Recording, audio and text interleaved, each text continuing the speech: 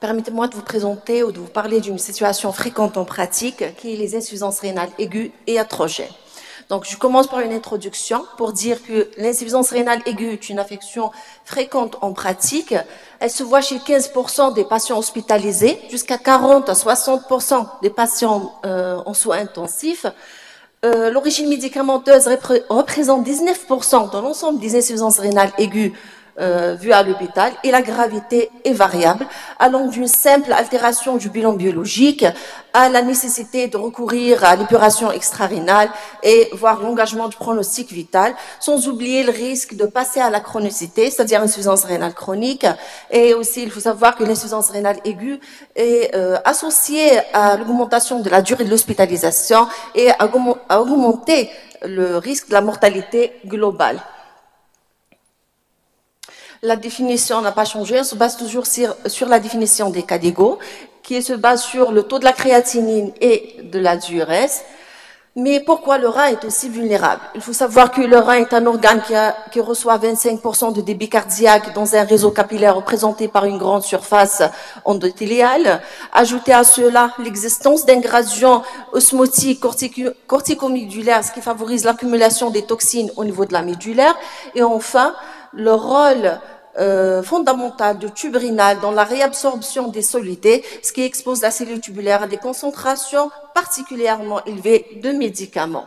Plusieurs facteurs sont incriminés, certains sont liés au patient lui-même, à savoir l'âge plus de 60 ans, le diabète, le myélome, la déshydratation, mais surtout l'insuffisance rénale préexistante. D'autres sont liés aux médicaments, donc je citerai la néphrotoxicité intrinsèque propre à chaque médicament, mais aussi les doses non adaptées, la prescription prolongée, les doses répétées et l'association de plusieurs médicaments néphrotoxiques. Il faut savoir qu'un seul médicament peut avoir plusieurs mécanismes, peut être délétère sur le rein par plusieurs mécanismes. Le même médicament peut avoir une toxicité aiguë, une toxicité chronique, et le plus souvent, plusieurs facteurs néphrotoxiques coexistent. Donc, on est devant deux cas de figure. Donc, soit le médicament est néphrotoxique, donc il sera à l'origine d'une insuffisance rénale aiguë, où il vient aggraver une insuffisance rénale préexistante. Et dans ce cas, la prescription des médicaments à dose usuelle va favoriser donc l'accumulation et la majoration d'effets secondaires. Je commence par les inhibiteurs de système rénin-angiotensine, qui sont réputés pour leur organoprotection, en particulier cardio et néphroprotection, mais il faut savoir que ces médicaments sont délétères pour le rein dans certaines situations, dites situations à risque, c'est-à-dire toutes les situations qui exposent le rein à une hypoperfusion rénale, où la stimulation du système rénin-angiotensine permet le maintien de débit de filtration glomérulaire. Donc, la prescription des UIC et des ARA de vin dans ces situations à risque va interférer avec le système rénin-angiotensine et donc une diminution de la pression intraglomérulaire et donc une chute du DFG. Donc, afin d'éviter ce genre de complications, il faut d'abord commencer une prescription avec des doses faibles et augmentées par palier. Ne jamais oublier de surveiller la créatinine et la calémie une semaine à 15 jours après la prescription, à chaque fois qu'on augmente les posologies. Et j'insiste sur l'éducation thérapeutique de nos patients, c'est-à-dire on doit expliquer aux patients les situations à risque qui l'exposent à développer une insuffisance rénale aiguë et ces situations pour lesquelles il doit arrêter le traitement ou au moins consulter son médecin traitant.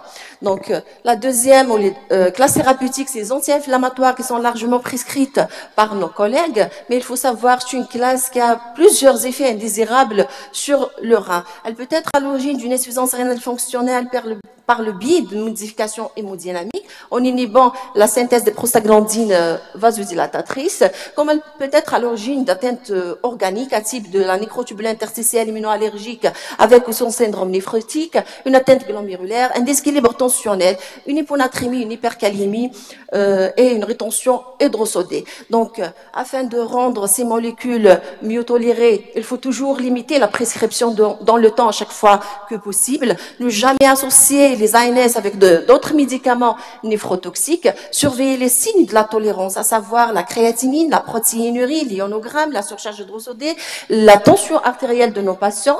Et je dois rappeler que la prescription est contre-indiquée CDFG moins de 30. Entre 30 et 60, on ne doit pas dépasser une prescription de 3 à 5 jours.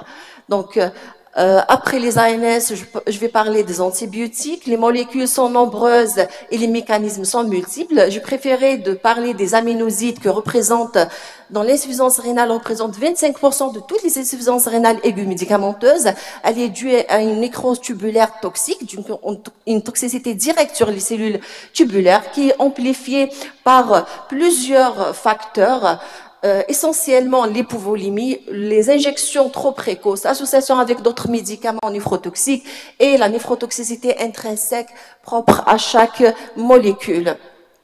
Les règles de bon usage des aminosides suggèrent l'utilisation d'autres classes thérapeutiques moins néphrotoxiques, d'utiliser les dosages ou les injections journalières uniques et surveiller les dosages résiduels sanguins avant de passer ou de rajouter d'autres injections d'aminosides, surtout dans les situations à risque, c'est-à-dire chez un patient qui présente une insuffisance rénale déjà ou un sujet âgé. Donc une autre molécule, d'autres classes thérapeutiques, c'est les anticancéreux. Il faut savoir que la toxicité rénale des anticancéreux représente un défi clinique vu la toxicité intrinsèque des molécules anticancéreuses et au cancer lui-même. En effet, un cancéreux est exposé à développer tout type d'insuffisance rénale aiguë, fonctionnelle, organique et obstructive. J'ai préféré de parler de la cisplatine qui peut être à l'origine d'une insuffisance rénale fonctionnelle, une NTA toxique, une néphropathie immunoallergique. Cette insuffisance rénale se voit chez un patient sur 3 après la première cure. Elle est dose dépendante et l'incidence augmente avec le nombre de cures. Plusieurs facteurs de risque la favorisent, à savoir l'association avec d'autres médicaments néphrotoxiques, la déshydratation, le mode d'administration, mais aussi le recours aux examens qui utilisent le produit de contraste iodé. Donc, avant de prescrire ces molécules en général, il faut évaluer la balance bénéfice-risque de manière soigneuse pour chaque patient cancéreux. Ne jamais oublier d'évaluer correctement la fonction rénale et adapter les posologies. Et j'insiste sur l'intérêt de la réhydratation qui est capitale et de surveiller la fonction rénale ultérieurement. Donc, je mets l'accent aussi sur une autre classe thérapeutique qui est largement prescrite par les médecins pour la population ambulatoire et la population hospitalière. Le plus souvent en dehors de leurs véritables indications, c'est les inhibiteurs de la pompe à proton. Malheureusement, ces dernières années, plusieurs effets secondaires ont été décrits. Pour ce qui est de la toxicité rénale, l'atteinte principale reste la NIA. Elle se voit volontiers chez un sujet âgé. Plus souvent, le diagnostic il est difficile, avec une insuffisance rénale isolée, un délai variable entre l'apparition de la symptomatologie et l'administration des EPP. Plus récemment, plusieurs études épidémiologiques ont mis en évidence le risque de l'insuffisance rénale chronique et le risque de la progression de la maladie rénale chronique.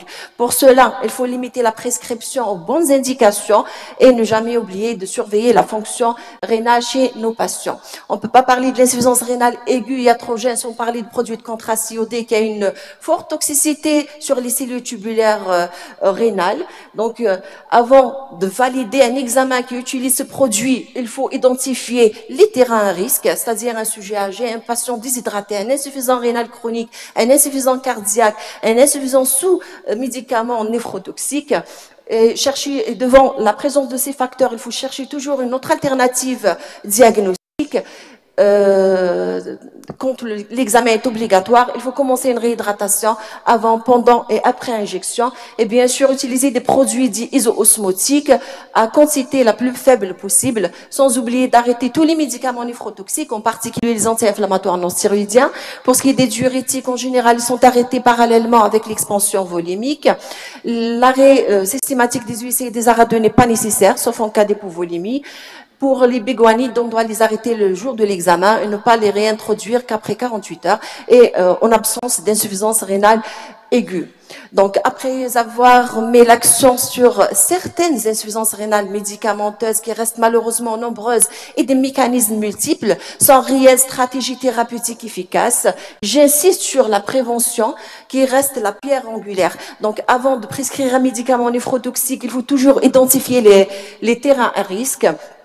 Adapter toujours la posologie à la fonction rénale et utiliser les dosages résiduels sanguins, surveiller les marqueurs d'effets indésirables, toujours maintenir une bonne hydratation chez nos patients et ne jamais associer d'autres médicaments néphrotoxiques. Pour conclure, je dirais que la iatrogénie reste une cause non négligeable d'insuffisance rénale aiguë. La connaissance des facteurs de risque et des mécanismes de la néphrotoxicité sont à la base de la meilleure prévention et de la meilleure prise en charge de nos patients. Et je vous remercie.